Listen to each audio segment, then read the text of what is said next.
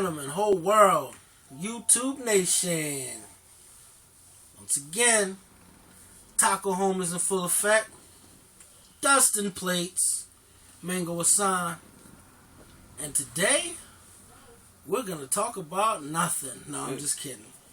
Actually, I think we're going to start with the NBA goings-ons right now.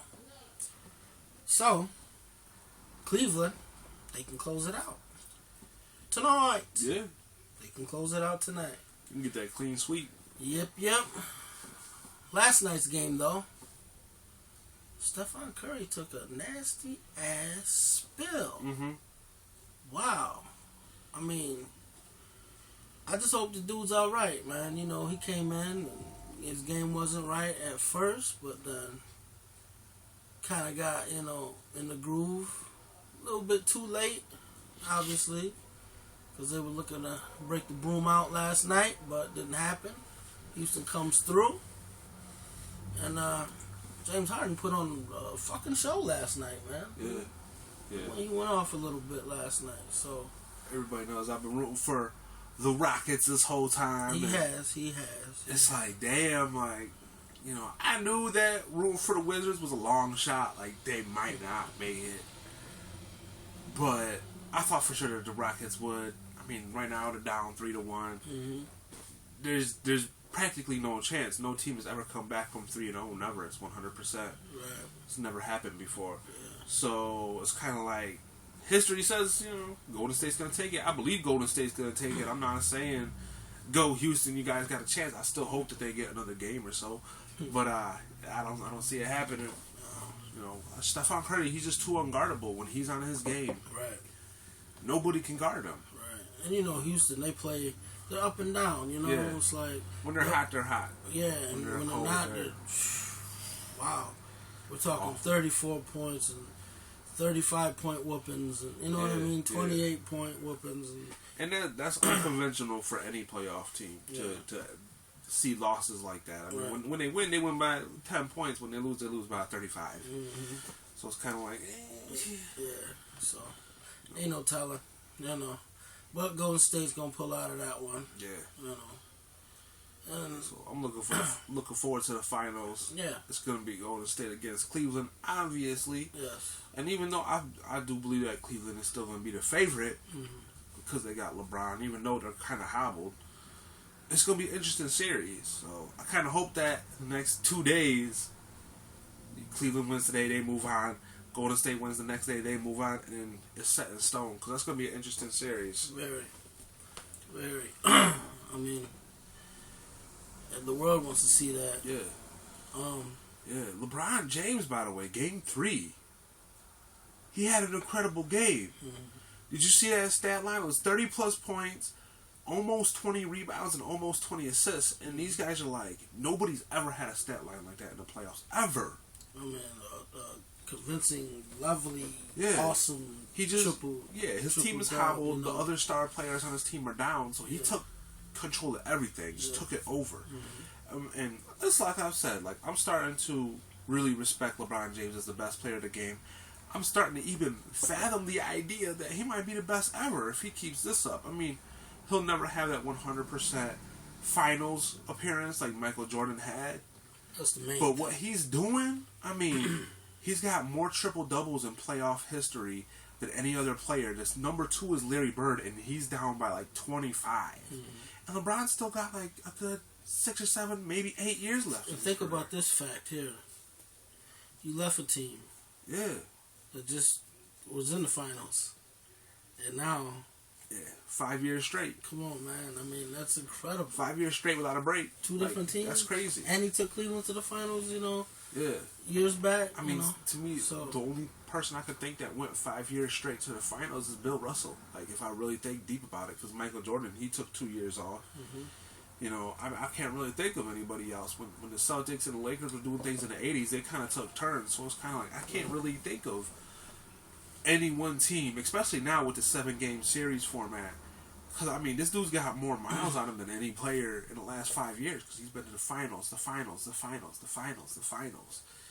And, you know, he was talking about not 7, not 8, but, you know, he didn't say it was all going to be in Miami. Like, I'm kind of like, if you think about it, like, you know, he's taking his Cleveland team places. And, you know, obviously this year ain't going to be the last year he's going to be in. And they can only get better. Yeah. You know. And, you know, the East ain't, they're weak. We know this.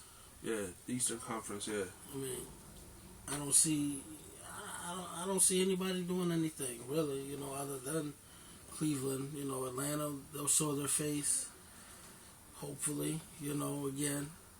But, you know, we'll see what happens. We'll see what happens. Like you said, it'll be an interesting finals. Yeah. You know, tacos! John Cena and my man, Kevin Steen, or Kevin Owens. Kevin Owens. Should we say Owens? I mean, that's who he is now. I guess so. No. Kevin Owens. So, I'm loving it. yeah. They see what I've been saying for a couple of years now. He needs to be, you know, on that main stage. And, hey, man. He came in and took that shit. Yeah, that's what it is. When you come in there and you just take it, those are the best.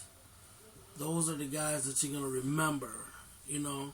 It's like, it was talking, we seen that promo a couple weeks ago where Triple H met Kevin Owens backstage, and he's like, yo, you came through, you came here, you made a statement, you got a title match. And to me, I kind of think that that's kind of what happened off camera. Like, these dudes was like, yo, you came here and you showed what you're worth, we're going to give you a title match. Mm-hmm. I think that happened off camera. Like, dude, we didn't realize what we had when we got you. Mm-hmm. You're gonna be in a title match. And then, you know, the whole promo got aired and shit. I think that's exactly how it happened. Like, Triple H or Vince met with him and was like, dude, you're doing great for, you know, being in the WWE since, what, November? Mm-hmm. Not even, you know, a whole year yet. Barely half a year. And, you know, had an NXT title within his first month.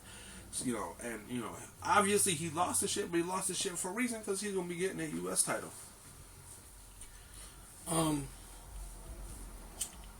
I'm very happy for him. Yeah, good for him. They need more people like that. I love seeing these ROH cats go up to the WWE and just blow shit out of water. Right. Nobody ever seen a dude like CM Punk before CM Punk came. Right. Nobody ever seen a dude like Daniel Bryan before Daniel Bryan came. Right. Nobody ever seen a dude like Cesaro before Cesaro came. So it's kind of like, now we got Kevin Owens. Seth Rollins. Can't forget Seth Rollins. Can't forget Seth Rollins. He's a champ. Yeah, of course. And my whole thing is like, not Seth Rollins, Kevin Owens almost kind of reminds me of like a Brock Lesnar. Like, he just comes through and just starts whooping ass. Yeah. And tearing shit up. Exactly. You know, they've even compared him to Brock Lesnar on NXT. Mm-hmm. So, you know, that's what WWE needs. Yeah. You know, forget all the Punk skits and all that bullshit. You need these guys to come in there and wrestle. Mm-hmm. All right? That's what it is, you know. World wrestling entertainment, right? Mm-hmm. Mm-hmm. I understand the entertainment part, but you need more of the wrestling part. My whole thing is this. You guys got 2 shows. I feel like they should be taking more advantage of it. Make Monday Night Raw the wrestling show. Mm-hmm. The shit for old school wrestling fans, dudes in their 20s, 30s, 40s. You know, even older than that, dudes that really appreciate wrestling. Mm-hmm. Make it Raw. Make it Raw. And then you can still take SmackDown and make it a kid-friendly show. That's how I feel about it. Like, yo, the kids can still watch wrestling. Right. I love the idea of getting kids into wrestling at, you know, the ages of 5, plus 6, SmackDown's towards the end of the week, winding down. Yeah. School going into the weekend. And all that shit, you know what I mean? So it just seems to work, especially if they were to move it back to Fridays, which I don't see happening. Yeah. But it's like, it's the weekend, you know. Mm-hmm. It's perfect. Mm-hmm. You know? Right. Like you said, Raw needs to be Raw. Tacos! I want to talk about real quick Marcellus Wiley on Sports Nation. Cracked me up a little bit. I hope everybody's seen it. I'm sure you can find it somewhere on the internet. I haven't been able to. But on Sports Nation, it was aired on Friday. I don't know if it was live or not, but it was aired on Friday. And they talk about different obscure topics in sports. And they were talking about this college. I don't even know what the name of the college is.